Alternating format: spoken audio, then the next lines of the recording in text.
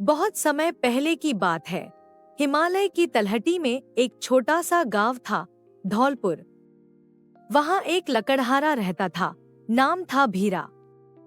वो रोज जंगल से लकड़ियां काटता और बाजार में बेचता। एक दिन वह गहरे जंगल में गया, जहां उसने कुछ अजीब सी आवाजें सुनी। पास जाकर देखा, दो नाग और नागिन आपस में लड़ रहे थे। नागिन जोर से फुफकार रही थी और कह रही थी, मेरी अंगूठी वापस दो, वही मेरी ताकत है।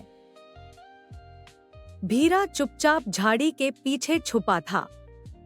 जैसे ही नाग अपनी फुंकार में व्यस्त हुआ, भीरा ने जल्दी से वह अंगूठी उठा ली और भाग गया। गांव लौटते ही उसे अजीब अनुभव होने लगे। अब वह जो भी सोचता वैसा ही हो जाता। भूख लगी, खाना हाजिर। थकान हुई, चारपाई अपने आप बिछ गई।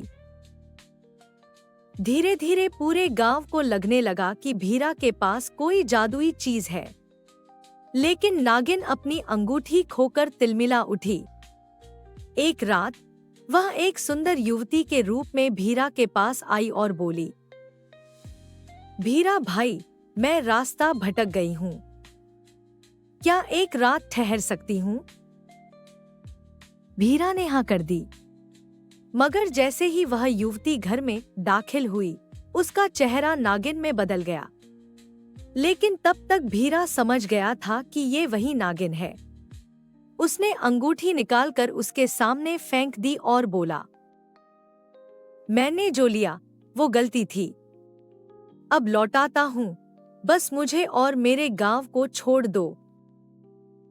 नागिन ने उसकी ईमानदारी देखकर उसे आशीर्वाद दिया। तू गरीब है पर दिल से अमीर। अब से तुम्हारा गांव कभी भूखा नहीं रहेगा। कहते हैं, उसके बाद धौलपुर गांव की मिट्टी इतनी उपजाऊ हो गई कि वहां कभी अकाल नहीं पड़ा।